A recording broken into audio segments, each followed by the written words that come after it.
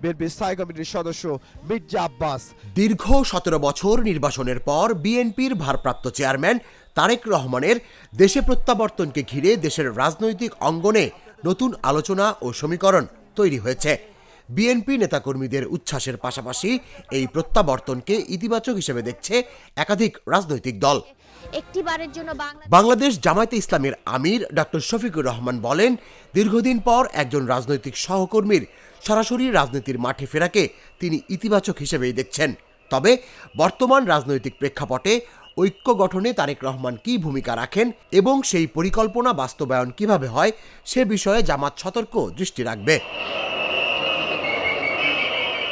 একই সুরে জামাতের সেক্রেটারি জেনারেল মিয়া গোলাম পরোয়ারও তারেক রহমানের প্রত্যাবর্তনকে ইতিবাচক বলে মন্তব্য করেন। তারেক রহমানের দেশে ফেরাকে রাজনীতির জন্য আশাব্যঞ্জক হিসেবে দেখছে জাতীয় নাগরিক পার্টি এনসিপি। দলের সদস্য সচিব আক্তার হোসেন বলেন, নির্বাচনের তারিখ ঘোষণার পরও নির্বাচন নিয়ে যে শঙ্কা ছিল, তারেক রহমানের প্রত্যাবর্তনে সেই অনিশ্চয়তা অনেকটাই কেটে গেছে। নিরাপত্তা বলয় সৃষ্টি করা হয়েছে এবং এনসিপির আহ্বায়ক নাহিদ ইসলামও একে গণতান্ত্রিক লড়াইয়ের ইতিবাচক প্রতিফলন হিসেবে উল্লেখ করেন। কাজ করছে, হয়তো আমরা ৬,৩১৪ দিন পর দেশের মাটি স্পর্শ করা তারেক রহমানের এই প্রত্যাবর্তনে রাজনৈতিক শূন্যতা পূরণ হবে বলে মনে করছেন অন্তর্বর্তী সরকারের প্রধান উপদেষ্টার প্রেস সচিব শফিকুল আলম।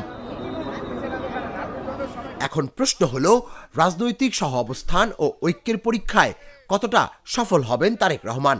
এই প্রশ্নের উত্তর পেতে হলে আমাদের অপেক্ষা করতে হবে আরো কিছুদিন। তুষার ইসলাম, জাগো নিউজ। এমন একটি বাংলাদেশ গড়ে তুলব আমরা, যেই বাংলাদেশের স্বপ্ন একজন মা দেখেন, অর্থাৎ একটি নিরাপদ বাংলাদেশ আমরা গড়ে তুলতে চাই। গ্লিটারের টুইন লেমন ও অ্যান্টিব্যাকটেরিয়াল ফর্মুলা বাসনকে চকচকে জীবাণুমুক্ত করে আমাদের দেয় গ্লিটার গ্যারান্টি।